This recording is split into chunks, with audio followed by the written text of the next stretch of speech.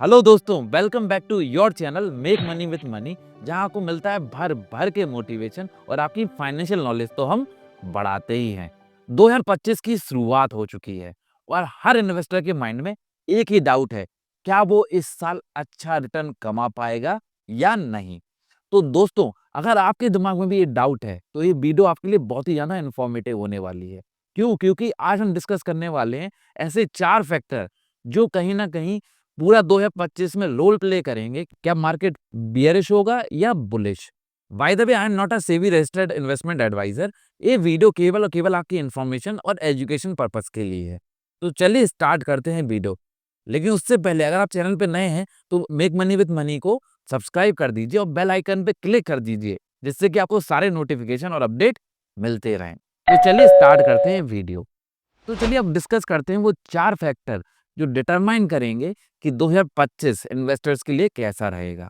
तो सबसे पहले बात करेंगे हम बजट की।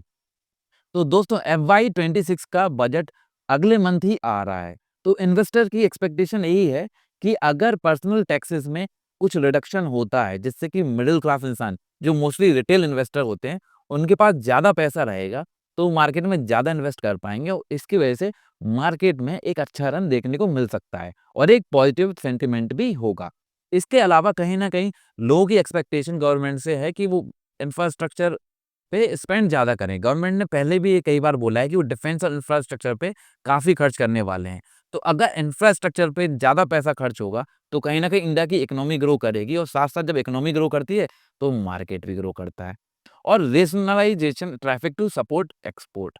कहीं न कहीं इंडिया को अगर ज़्यादा पैसा कमाना है, तो जो मेक इन इंडिया प्रोडक्ट हैं, उनको एक्सपोर्ट करना पड़ेगा।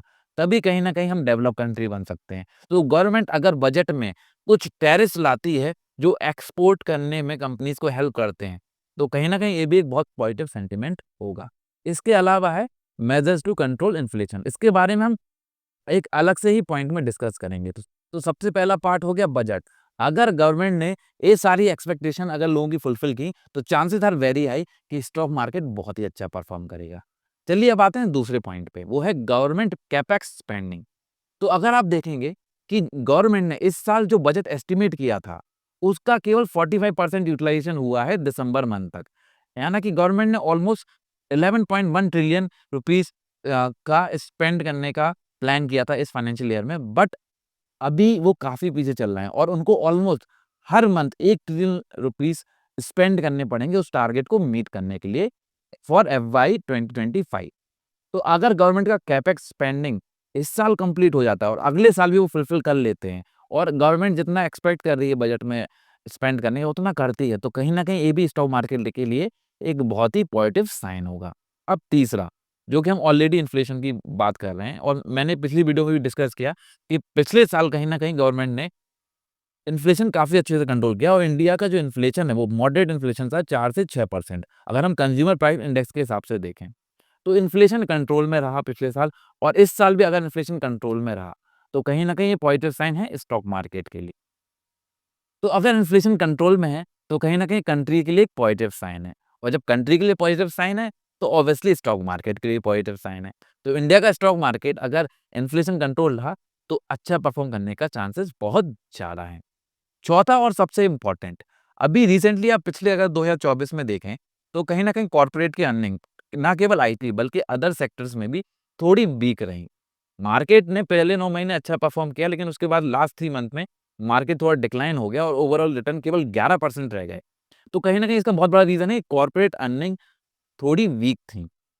तो अगर इस साल कॉर्पोरेट अर्निंग्स बढ़ती हैं और क्वार्टरली रिजल्ट अच्छे आते हैं, अर्बन और रूरल एरिया दोनों ही कंजप्शन काफ़ी अच्छे से करते हैं, कंज्यूमर का कंजप्शन बढ़ता है, तो कहीं न कहीं आपको स्टॉक मार्केट के रिटर्न्स भी अच्छे देखने मिल जाएँगे, क्योंकि जिस कंपनी का बिज़नेस ग्रो होगा, उसका इक्विटी ग्रो होना तो लॉन्ग टर्म में तय है। तो इन चारों पॉइंट को आपको अच्छे से ध्यान रखना है कि इस साल बजट कैसा आ रहा है। दूसरा, गवर्नमेंट अपना जो कैपेक्स की जो एक्सपेक्टेशन है, उसको मीट कर पा रहा है या नहीं? क्या इन्फ्लेशन कंट्रोल में रहता है या नहीं? और चौथा, कॉर्पोरेट्स के अर्निंग कैसी रहती है? ये चारों चीज़ ही डिफाइन करेंगी कि स्टॉक मार्केट 2025 में कैसा परफॉर्म करेगा। तो अपना पूरा फोकस इन 4 बातों पे ज़रूर रखिए। अगर ये चारों बातें पॉजिटिव वे में जाती हैं, तो कहीं न कहीं स्टॉक मार्केट भी एक्सेप्शनल रिटर्न देगा। But this is not a conformation. ये केवल और केवल मेरी पर्सनल एनालिसिस है।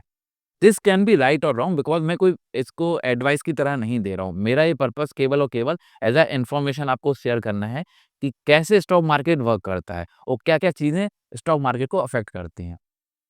तो अगर आपको वीडियो अच्छी लगी तो अपने फ्रेंड्स और कलीग्स के साथ शेयर कीजिए जिससे कि वो भी 2025 में इस नॉलेज का फ़ायदा उठा पाएँ। धन्यवाद।